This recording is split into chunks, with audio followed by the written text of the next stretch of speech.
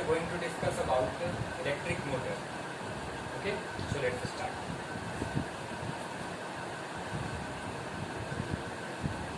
Class 10, chapter 13,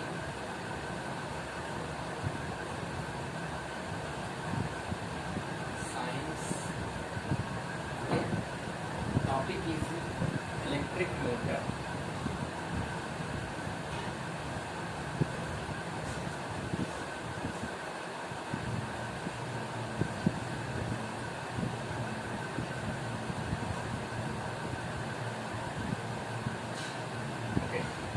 Let us see.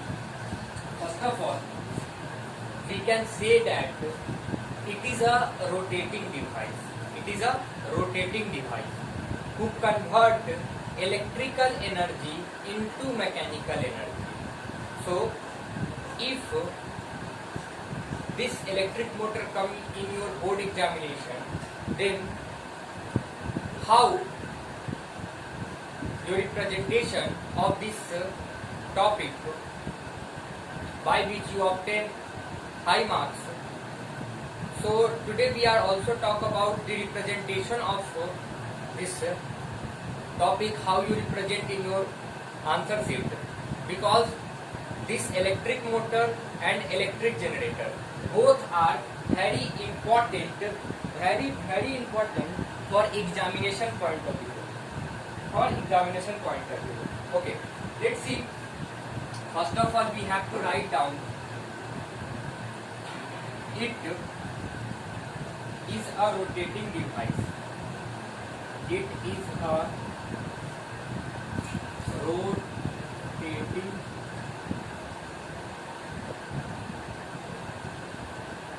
device. Rotating device for converting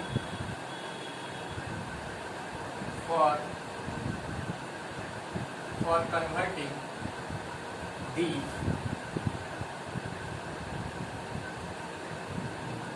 electrical energy into mechanical energy.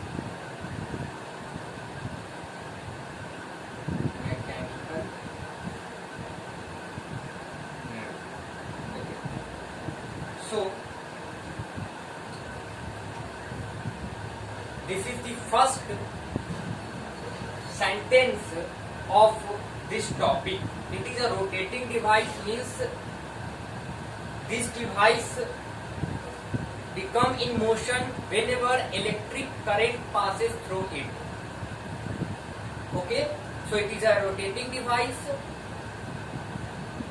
which convert electrical energy into mechanical energy, means it take electricity as an input, and after taking electricity, the part of electric motor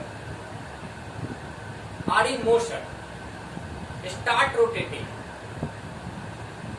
and by which it produce some amount of force, and we use that amount of force in our daily life. In every home there is electric motor are there.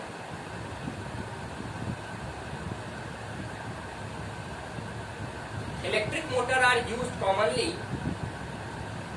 to take water from ground easily. Just click the button, water is out.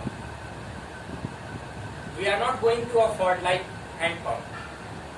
So whenever I click the button, we are going to switch on the electric motor. The electric motor produce amount of force by which we take out water from ground very easily.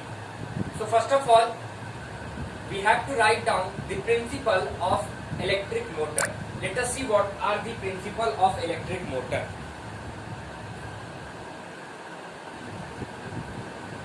Okay, so principle of electric motor.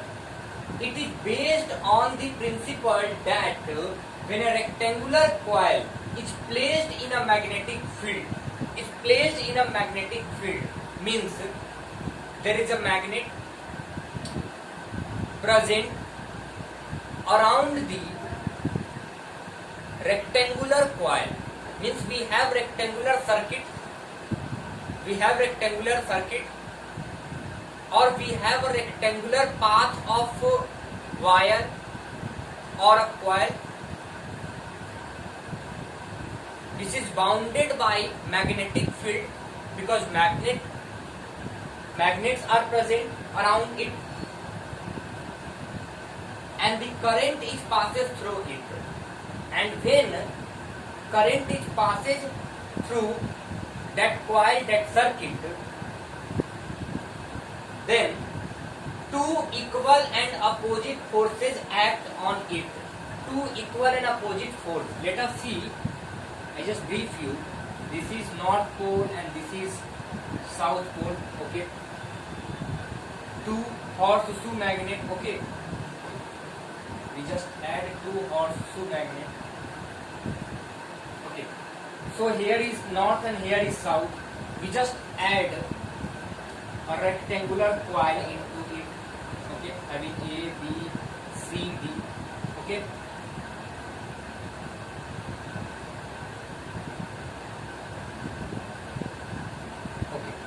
When current is passes through it,